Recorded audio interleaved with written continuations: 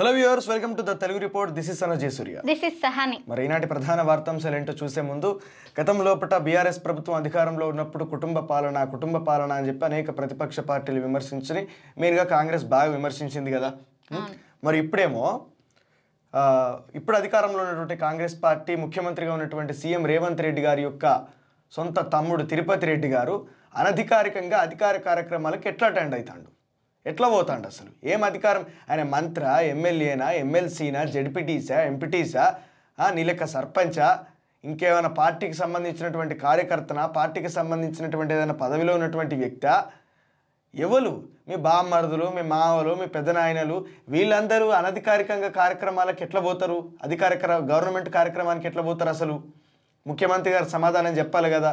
కుటుంబ పాలన కూల్చుతాం, కాల్చుతాం, నరుకుతాం, సంపుతాం, లాగుల తొండలు జొరగొడతాం అని చెప్పి ఇష్టం వచ్చినట్టు మాట్లాడినటువంటి ముఖ్యమంత్రి రేవంత్ రెడ్డి గారికి సూటిగా ప్రశ్నిస్తూ ఉన్నాం. తిరుపతి రెడ్డి గారి కార్యక్రమాలకు ఎట్లా పోతారు? లగచర్ల ఇష్యూ లోపల ప్రజలకు హామీ ఇవ్వడానికి, ప్రజల్ని తిట్టడానికి, ఇక్కడ అభివృద్ధి కావన్నారా వద్రా, అభివృద్ధి అని ఇంకొకసారి మాట్లాడితే ఇంకేదో మాట అన్నాడు కానీ మాట్లాడద్దు కానీ అది ఇష్టం వచ్చినట్టు మాట్లాడిండు.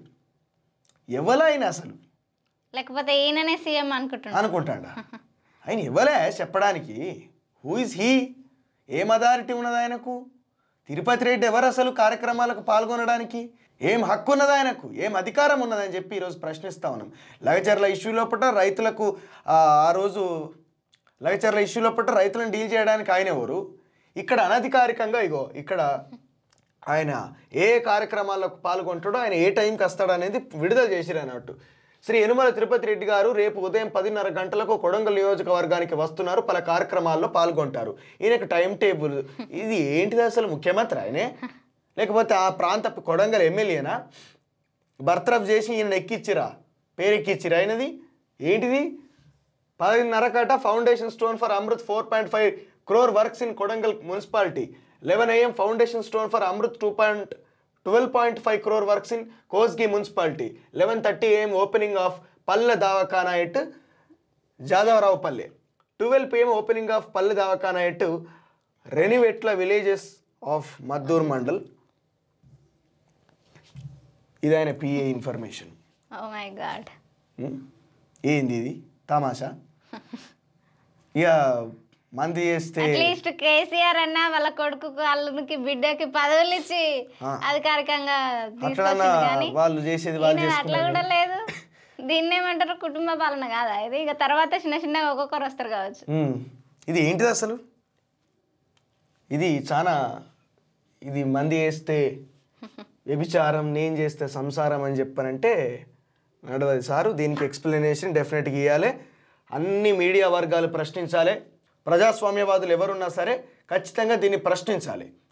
ఇది ఏంటిది అసలు? ఏమన్నా పదవి ఇచ్చిరా, లేకపోతే ఆయన యొక్క డిజిగ్నేషన్ ఏంటిది? ఆయన ఎందుకు ఇట్లా ప్రవర్తిస్తాడు? ఎందుకు అనధికారికంగా అధికార కార్యక్రమాలకు పాల్గొంటాడని చెప్పి ప్రతి ఒక్కరు ప్రశ్నించాలి. ఆయనకి ఏం హక్కు ఉన్నది? కాంట్రాక్టులు మాట్లాడుకుంటాడా? ప్రజల సొమ్ముతోటి ఈరోజు కష్టపడేటువంటి కార్యకర్తకు కనీసమైనటువంటి మర్యాద దొరకలేదు ఏ పార్టీలో. అసలు గుర్తింపు కూడా లేదు. మొన్నటి దాకా అసలు నువ్వు అధికారంలోకి వచ్చేదాకా, సీఎం రేవంత్ రెడ్డి అధికారంలోకి వచ్చేదాకా తిరుపతి రెడ్డి అంటే ఎవరికో తెలియదు. అట్లాంటి వ్యక్తిని తీసుకొచ్చి ఇవ్వాలను ముంగట పెట్టి ఇష్టం వచ్చినట్టు ప్రవర్తిస్తే ఎట్లా? మావోయిస్టుల మందు పాత్ర, 8 మంది జవాన్ల మృతి, వాహనం డ్రైవర్ కూడా దుర్మరణం, 25 అడుగులు ఎగిరిపడ్డ ఎస్యూవి, మాంసపు ముద్దలుగా మృతదేహాలు, 50 కిలోల పేలుడు పదార్థాలు ఉపయోగించిన మావోయిస్టు. ఛత్తీస్గఢ్లోని బీజాపూర్లో ఘటన. కూమింకు అబూజ్మండ్ నుంచి దంతెవాడ వెళ్తుండగా ఘటన. మృతులంతా దంతెవాడ వాసులే. హిడ్మా ఆపరేషన్పై అనుమానాలు. సో 8 మంది జవాన్లు మృతి చెందిరు. అంతకు ముందు 40 మంది మావోయిస్టుల పేరుతోటి ఆదివాసులు, మావోయిస్టులు ఇద్దరు కూడా అత్యంత కిరాతకంగా ఎన్కౌంటర్ లోపల చనిపోయినరు. అంతకంటే ముందు 120 నుంచి 130 మంది ఆదివాసులు, మావోయిస్టులు అత్యంత క్రూరంగా వాళ్ళ ప్రాణాలను తీసేసిండ్రు. ఇక్కడ ఒక ఘర్షణ, 2 వర్గాల ఘర్షణ జరుగుతుంది. ఆదివాసులు, మావోయిస్టులు ఒకవైపు అయితే, ఈ పారామిలిటరీ పోలీస్ బలగాలు కేవలం వీళ్ళను మావోయిస్టుల ఏరువేత కోసమే వినియోగించినటువంటి పోలీస్ బలగాలు ఒకవైపు.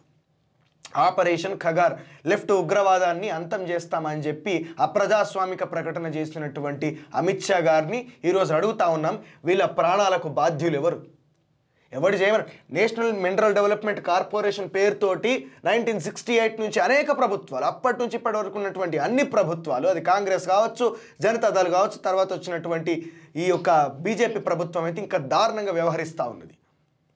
గుజరాత్ లోపల 2000 మంది మరణించారు. ఎవరి నిర్లక్ష్యం వల్ల, ఎవరి కుట్ర వల్ల మరణించారు? అది కాదా ఉగ్రవాదం? 9 మంది కలిసి బిల్కిస్ బాను అనేటటువంటి అమ్మాయిని తన పిల్లల ముందు తన ఇంటి వాళ్ళను పూర్తిగా నరికేసి చంపేసి సామూహిక అత్యాచారం చేసిర్రు. అది కాదా ఉగ్రవాదం? దాదాపు 251 ప్రాణాలు మావోయిస్టులు ఆదివాసుల పేరుతోటి చంపబడ్డటువంటి ప్రాణాలు ఉన్నాయి. మరి వాళ్ళని ఏమనాలి? వాళ్ళ గురించి ఎవరు బాధపడాలి? కేవలం రివార్డుల కోసము, వాళ్ళ తలకాయ మీద ఉన్నటువంటి అవార్డుల కోసము అనేక మంది ఆదివాసులను మావోయిస్టు ముద్ర వేసి చంపేశారు. మరి వాళ్ళ ప్రాణాల గురించి ఎవరు బాధపడాలి? వాళ్ళ ప్రాణాల గురించి ఇంత పెద్ద పెద్ద బ్యానర్ ఐటమ్స్ వేసిర్రా? ఇక్కడ జవాన్లు చనిపోయినా, ఆదివాసులు చనిపోయినా, మావోయిస్టులు చనిపోయినా అందరూ కూడా పేద కుటుంబాల నుంచి, పేద వర్గాల నుంచి వచ్చినటువంటి బిడ్డలే కదా. వీళ్ళ ప్రాణాలకు ఎవరు రక్షణ? కూమింకు వాళ్ళను పంపించి ఎవరు యుద్ధం చేయమని చెప్పేది ఎవరు? ప్రభుత్వాలే కదా. ఎందుకు ఆ యుద్ధం? ఇన్ని సంవత్సరాల నుంచి ఆదివాసులు తమ యొక్క ఆత్మగౌరవం కోసము, తమ భూమి కోసము పోరాటం చేస్తూ ఉంటే వాటిని బయటికి చూపించకుండా డ్రోన్లతోటి బాంబులేసి అనేక రకాలుగా హింసిస్తూ వట్టివట్టిగానే కేసులు పెట్టి హత్యలు చేసి విపరీతమైనటువంటి మారణ హోమాన్ని ఆ ప్రాంతం లోపల సృష్టిస్తుంటే మాట్లాడడానికి కొందరికి భయమై ఉండొచ్చు. నిజాన్ని మాట్లాడడానికి మాకెందుకు భయం? బరాబర్ మాట్లాడతాం. హత్య చేస్తున్నారు మీరు. ఈ హత్యలు మానుకోవాలి. ఈరోజు చనిపోయినటువంటి 8 మంది జవాన్ల ప్రాణాలను తిరిగి తీసుకురాగలుగుతావా అమిత్ షా? అంతకుముందు చనిపోయినటువంటి పోలీసుల ప్రాణాలను తిరిగి తీసుకురాగలుగుతావా? ఏంటి మారణకాండ? ఏంటి యుద్ధం ఇది? లాయర్తోనే విచారణకు వస్తా, లేదంటే వెళ్ళిపోతా. ఏసీబీ ఆఫీస్ ముందు కేటీఆర్ హల్చల్, పోలీసులతో వాగ్వాదం. ఒక్కరే రావాలని నోటీసులో పేర్కొన్నామన్న ఏసీబీ ఆఫీసర్లు వినని కేటీఆర్ లెటర్ ఇచ్చి తిరుగుముఖం. అంటే ఏంటిది? కేసీఆర్కి హక్కు, ప్రత్యేకమైనటువంటి హక్కులు, అధికారాలు ఏమన్నా ఇచ్చిరా?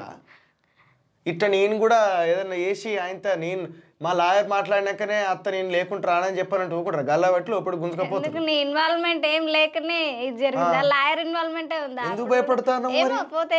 పోతే ఏమవుతుంది? నువ్వేం తప్పు చేయనే లేదు, నాకేం తెలియదు అంటావు కదా.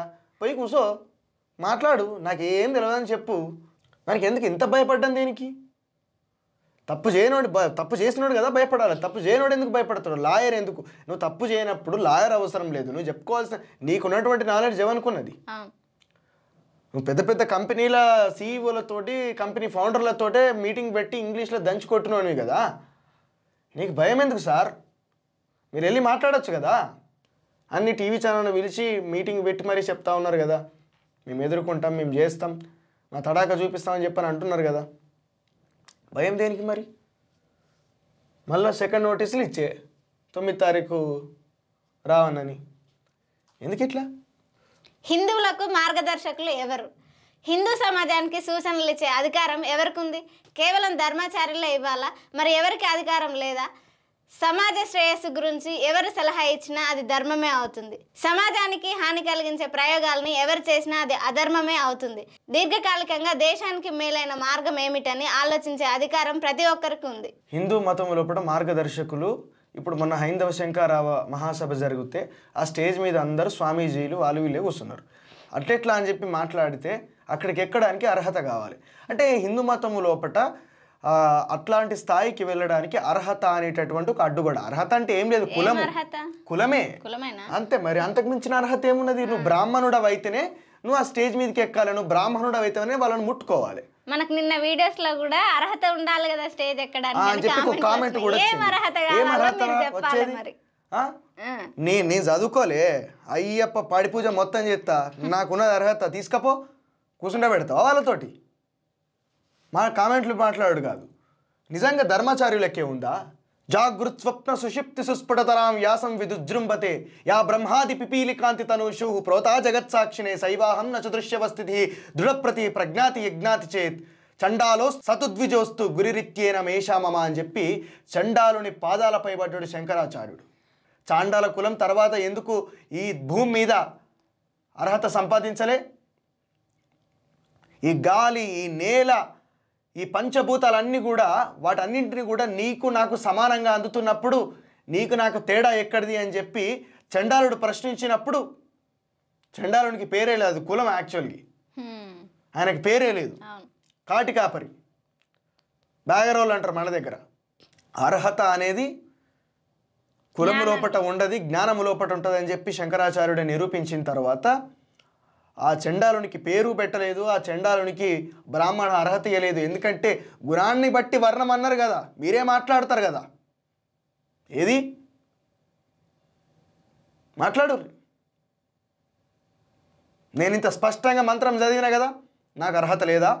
నేను ఇంత స్పష్టంగా జ్ఞానం నేర్చుకున్నా కదా, జీర్ణించుకున్నా కదా, తీసుకపోనాను ఆ హైందవ శంకర మహాసభల ఎక్కే అర్హత నాకు ఇస్తావా? ఏమనంటే నువ్వు హిందూ వ్యతిరేకివి. అరే హిందూ మతంలో ప్రతి ఒక్కరికి సమాన భాగస్వామ్యం కావాలి అని చెప్పని మాట్లాడితే హిందూ వ్యతిరేకులా? కాదు కదా. తప్పిది, మార్చుకోవాలి, సంస్కరించుకోవాలి. ఆదిశంకరాచార్యుడు చెప్పిందే, వాళ్ళు అనుసరించిందే ఈరోజు వాళ్ళు ఏం చేసిరో మేము చెప్పే ప్రయత్నం చేస్తూ ఉన్నాం.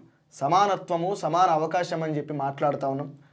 అది మాత్రమే కోరుకుంటున్నాం, సంస్కరణ కోరుకుంటున్నాం, కానీ వ్యతిరేకత కోరుకుంటలేం.